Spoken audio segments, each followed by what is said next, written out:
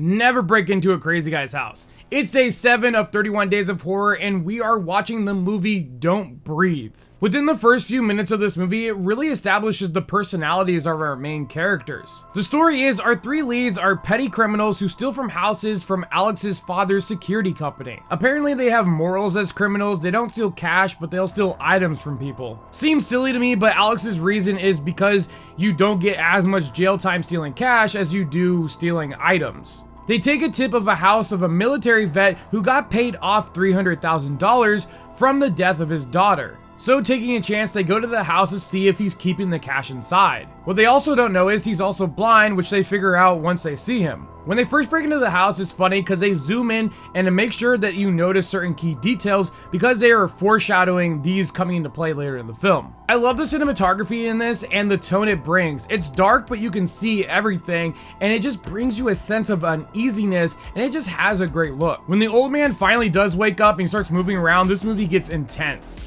The movie title is Don't Breathe, and it sure does make you not want to breathe as a viewer. When the movie really starts to get going and they have to move around and creep around this old man, it really puts you on your edge of your seat because how you're just like holding your breath. Every time he pops up, it makes you feel frozen just like the characters in the movie.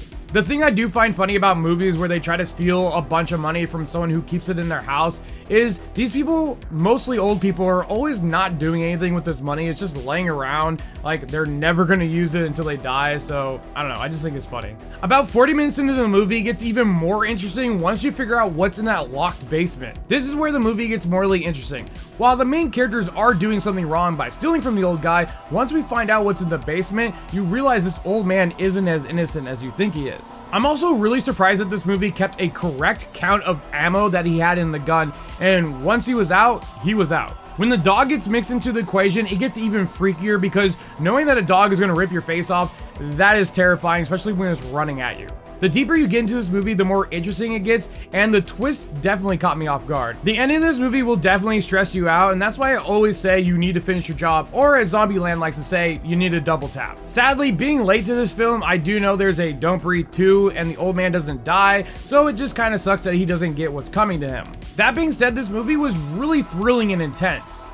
I do wish that they just left this movie as a standalone film and didn't have to give us a sequel and ended this movie a little bit differently. On a scare meter, I'm going to give it a 4 out of 10. While it's not necessarily scary, it gives you a feeling of uneasiness. On a blood meter, I'm going to give it a 4 out of 10. While it's not necessarily super bloody, there is some intense scenes. This is why I give Don't Breathe a 7.5 out of 10. If you guys like this review, hit that like button. If you guys want to see more, hit that follow button. And as always, thanks for watching.